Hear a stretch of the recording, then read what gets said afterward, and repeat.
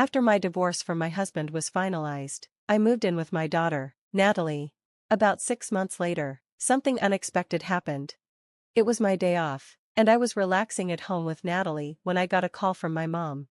To my shock, my ex-husband and ex-mother-in-law had gone to my parents' house and let themselves in without permission. I quickly got ready and went to my parents' place.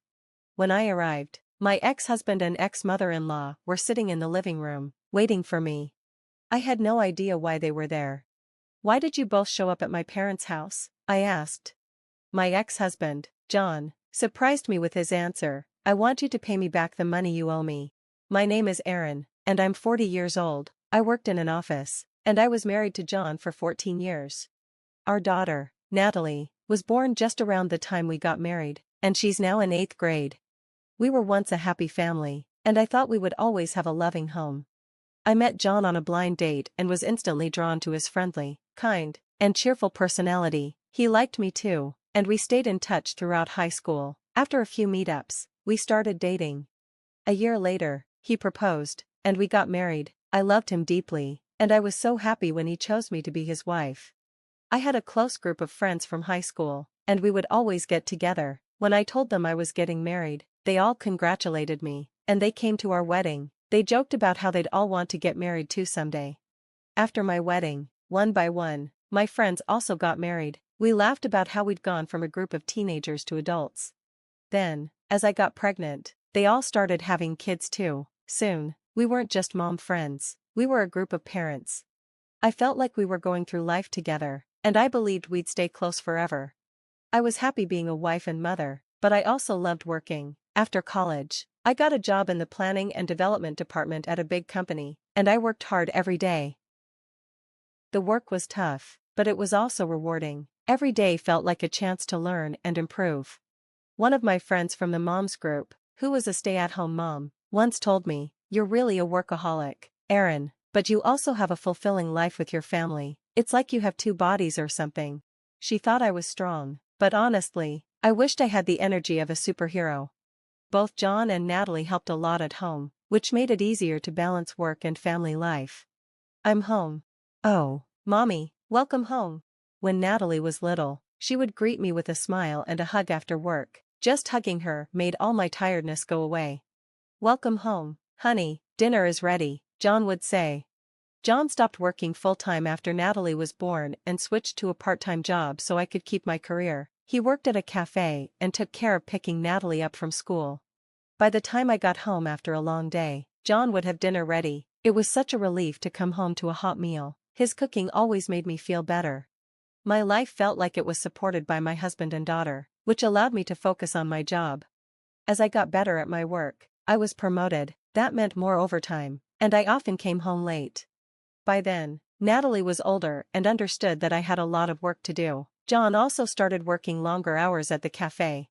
He had become really interested in coffee and learned how to roast beans. He experimented with different brewing methods, both at work and at home. His coffee was great, and we'd often enjoy it together as a family. But slowly, I didn't notice that our family dynamics were starting to change. One day, Natalie came to me looking upset. "What's wrong? You said you wanted to talk about something." "Well, actually, the other day, when I went to see a movie with my friends, I saw Dad with another woman." "What?" "They weren't holding hands or anything, but they seemed a little too friendly, and since last year, I've noticed Dad on the phone a lot before you come home. He seems really happy while looking at his phone. At first, I thought he was talking to you, Mom, but after seeing him with that woman, I'm not sure anymore." Natalie's words hit me hard. She looked so sad, in a way no middle schooler should. "I'm so sorry, sweetie, I didn't realize you felt this way," I said, hugging her tightly. "I've been a little focused on work, haven't I?" "No, I think it's cool that you work so hard, Mom, so don't feel bad about it." I felt really happy and touched by Natalie's kind and understanding words. "Thank you, Natalie, I'll talk to your dad about this, okay? And if he's really having an affair, I think I'll get a divorce. Would that be okay with you, honey?" When I asked her that, she nodded. I don't like the idea of my dad having an affair. Just knowing that and being with him would make me feel bad. Hearing this from my daughter made me realize how much I had neglected my family. I knew I needed to look into this situation carefully. Not just for my own sake, but for Natalie's. She had the courage to bring up such a difficult topic, and I had to do something about it. I quickly hired an investigation agency to look into John's affair. The results shocked me. John was indeed having an affair, just like Natalie had suspected. They even had photos of him with his mistress. But what surprised me even more was who his affair partner was. It was Stacy, one of my old high school classmates and a member of the mom's group. I was more shocked by Stacy's involvement than the affair itself. I couldn't believe that someone I had trusted and considered a friend would betray me like this. Stacy was a stay-at-home mom, and she was the last in our group to get married. She had a young child, around 5 years old, and yet she was having an affair with John, neglecting her own responsibilities as a mother.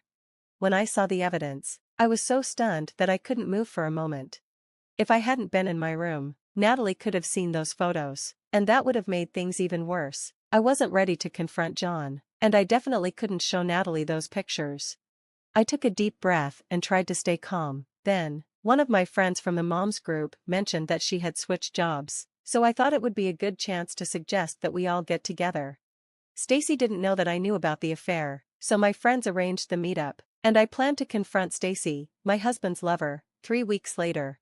During that time, I quickly hired a lawyer and started preparing for the divorce. I told Natalie what I had discovered and explained that her dad and I were getting divorced. We spent our days off looking for new apartments to move into.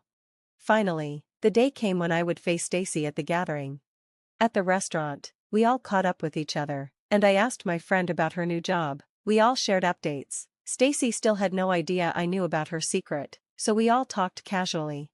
Everyone is working, so it's good that things are changing. I'm just a housewife, so I'm stuck in the same routine, Stacy said.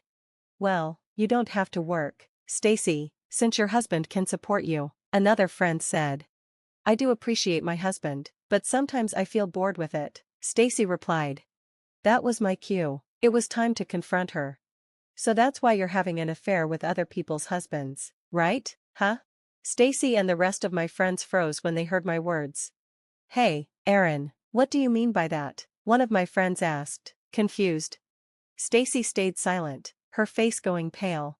It looks like Stacy is having an affair with my husband, John, I said bluntly.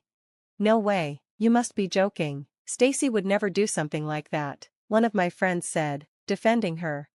Stacy quickly denied it. That's not true. Aaron, what are you talking about all of a sudden? You must have mistaken me for someone else. Oh, really? Then why don't you all take a look at this? I said, pulling the photos from my bag and placing them on the table. My friend stared at the pictures, shocked. Oh my gosh, Stacy, why? Stacy clearly hadn't expected me to have proof. She covered her mouth, stunned. Why did you have an affair with my husband? I asked, still trying to process it. Stacy finally gave in. I'm really sorry. I walked into the cafe where your husband works. I didn't know he worked there. After that, I started going there more often. My husband provides for me, but after we got married, he stopped caring about me, and I started feeling lonely. Stacy started crying, but I wasn't moved by her tears. Even if you were lonely, having an affair, especially with a friend's husband, is just wrong, I said calmly. Turning to my friends, I added, I'm sorry to involve all of you, but I need to let Stacy know that I'll be suing for alimony. I've already sent certified mail to her house, so her husband should have received it by now. Stacy gasped in shock. You need to be held accountable for your actions, I said firmly. Stacy nodded, looking pale and defeated. The rest of the mom's group was upset and said, we can't trust you anymore, Stacy. We left the restaurant, leaving Stacy behind. Now that Stacy was out of the way, it was time to deal with John. I'm sure Stacy had already contacted John about what happened, so when I got home, John was waiting by the entrance, looking panicked. Hey, how could you do this? What? I just got a call from Stacy. Are you really talking about your affair? Why are you making this so public? You're terrible. You pretended to be a good husband, but behind my back, you were having an affair. No, that's... But Stacy has a family too. Why expose her to her husband like that? That's ridiculous. I guess people who have affairs think the same way, huh? You think as long as the other person doesn't know, it's fine, right? But what you did was wrong, so now everything has to come to light as part of your punishment. That's why I'm divorcing you and demanding alimony and child support. With the affair already proven and no way for him to deny it, John agreed to the divorce, but he was reluctant to pay alimony and child support. After I hired a good lawyer and made it clear I was ready to take the case to court, he finally agreed. So, I divorced my ex-husband, sold the house we'd lived in, and moved into a new apartment with Natalie. I filed for alimony from both John and Stacy, and they each paid me $30,000. I also demanded child support from John. After the divorce was finalized, Natalie and I settled into our new life. As expected, the whole situation traumatized me, but over time, the pain began to heal. However, about 6 months later, something unexpected happened. I was relaxing at home with Natalie on my day off when I received a call from my mother. What she told me shocked me. My ex-husband and ex-mother-in-law had suddenly appeared at my parents' house and forced their way in without permission. My father was out handling some personal matters, which is why my mother called me in a panic. I quickly got ready and headed to my parents' house. When I arrived, my ex-husband and ex-mother-in-law were sitting on the living room sofa, waiting for me. I had no idea why they had shown up. "What are you both doing here at my parents' house all of a sudden?" I asked. And then, my ex-husband said something that completely shocked me. "I want you to give me back the money that you owe me." "What? I never borrowed any money from you. I paid $15,000 for the wedding, didn't I? You were the one who wanted the wedding, so I lent you that money. Since you divorced me, this is all fraud. I could sue you for marriage fraud, but all I want is for you to return the $15,000 as a settlement." His demand was outrageous. My ex-mother-in-law chimed in, saying I should pay him as soon as possible. After the divorce, I knew John had gone back to working at the cafe, but I also knew the pay there wasn't much. He must have been struggling financially, which was probably why he was making such ridiculous requests. Let me remind you, we both played equal roles in the wedding, and after that, I paid more than you for our living expenses. If you calculate it all, $15,000 is nothing compared to what I spent, so don't harass me with your impossible demands. I tried to get them to leave, but they refused to leave easily. Then, my father came home. Apparently, he had received a call from my mother and rushed back. "What are you doing here?" he asked, glaring at them.